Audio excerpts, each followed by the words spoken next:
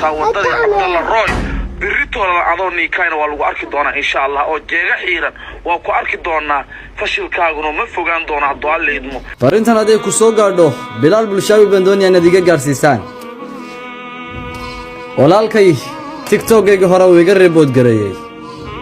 maqaalkii aan ka duubayna uu iga xiray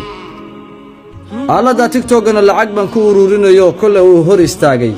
6 casho walaalayaal maqaalkiisii hore haddaan idin daawasiyo idin dhageysiyo waad arki doontaan waxaan kuma oranin walaal baan waliba ku yiri walaalkay baan la hadlayaa baan ku yiri sababtoo ah anigu waxaan ku yiri lacagta Hargeysa u ururinayso Hargeysa waa u baahan tahay maanta hiil laakiin waa gobgobnimo badan weeyaa ee gobonimadeeda waa laga yaabaa inay soo kabsato u dhutin meesha musiibada ku dhacday 8 ciyaal ee kaamka ku dhintay lacagta wax ka gaarsiin baan kugu yiri ma ahayn walaal inay riboodo fakarkayga anigu ku soo dhibtay sababtaasan doonaya insha Allah bidmillaah taala noo ribooday inaad ii weydiisaa oo Bilaal maanta commentigiisa aad ugu qortaa maxaad u ribood garaysay muxuu kugu sameeyay insha Allah waa soo laaban doonaa Ilaahay idamkii subhanallah ilaah baan ka magan galay muqtaaro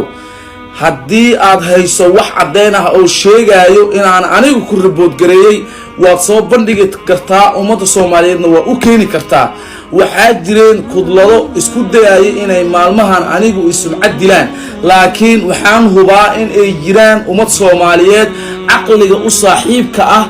garan karana sirtu meesha ay ka qorunsan tahay waxaan rajeynayaa insha Allah kudladahaas isku dayay inay aniga i fashiliyaan Ilaahay waxaan ka baryayaa hortay inay ayagu fashilmaan hadduu Alle idmo adigana waxaan ku sheegayaa maalinta yoomul aakhiro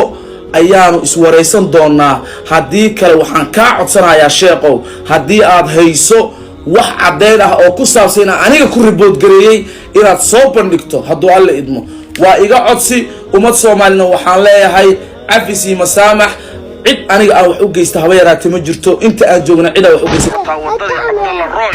birritooda adooni kayna waa lagu arki doonaa insha Allah oo jeega xiiran waa ku arki doonaa fashilkaaguna ma fogaan doona haddii Alle idmo